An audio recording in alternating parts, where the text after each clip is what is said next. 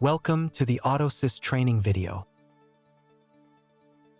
By the end of this video, you will learn how to create and assign real machines to a virtual machine in AutoSys. To enhance the learning experience, we will use an example of a fictitious bank called Hedmoral Bank to demonstrate how to create real and virtual machines in AutoSys. Before we go through the Hedmoral requirements and challenges they face, let's first understand real and virtual machines, as well as the attributes that define a machine and enable load balancing. A real machine represents a single network host with the AutoSys system agent installed. A virtual machine represents one or more real machines. Machines in AutoSys are defined either through the command line interface, CLI, or the web UI.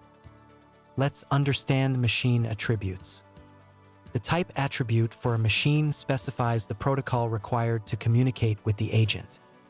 You must use the appropriate machine type while defining the machine. While creating or updating the machine definitions, you can specify the machine capability using machine maximum load and factor attributes. Max load. The max load attribute defines a machine's maximum load in load units. Load units are the arbitrary values that are user-defined.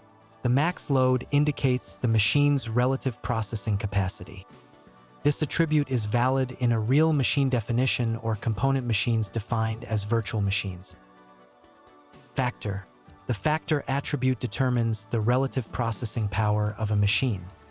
The relative processing power of a machine is calculated as the product of available CPU cycles and specified factor value. Machine method. The machine method attribute specifies the load balancing method the virtual machine must use to allocate the load on real machines. Now that we have learned about the different attributes available in AutoSys that define a machine, let's examine a challenge that Hedmoral Bank faces. Hedmoral Bank recently established a new compliance department to enhance its regulatory adherence and internal auditing processes. This department needs dedicated servers to run specialized compliance-related jobs, such as data analysis, reporting, and monitoring transactions for suspicious activity. Manual setup of real machines could introduce configuration inconsistencies, increase the risk of security vulnerabilities, and lead to potential non-compliance issues, all of which could disrupt critical compliance activities. To address these concerns, the IT team decided to create a virtual machine in AutoSys specifically for the compliance team, ensuring that each server is configured according to the bank's stringent security and compliance standards.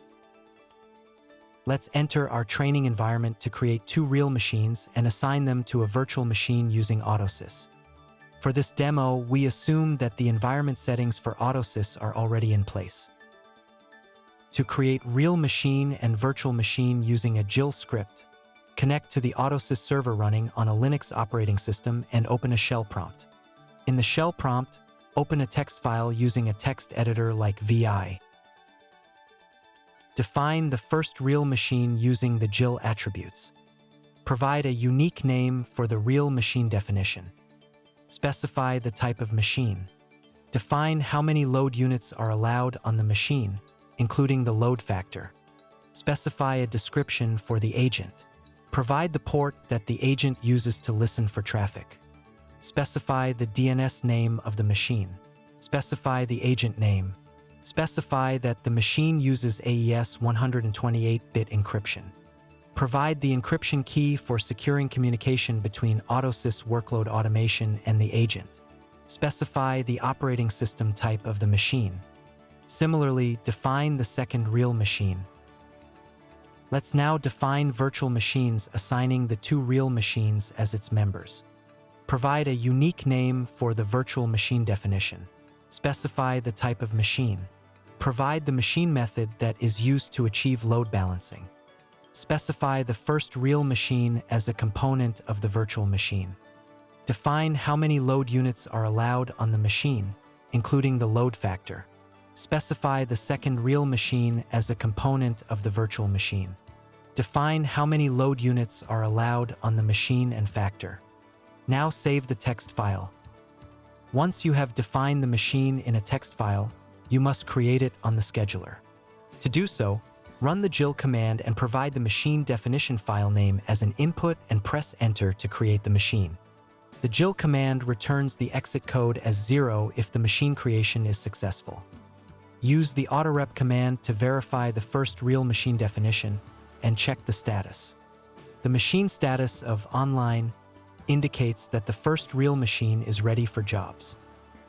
Similarly, use the autorep command to verify the second real machine definition and check the status. An online status means it is ready for jobs. Finally, verify the virtual machine definition and check the status using the autorep command. If the virtual machine status is online, it is ready for job execution. Thanks for watching the training video.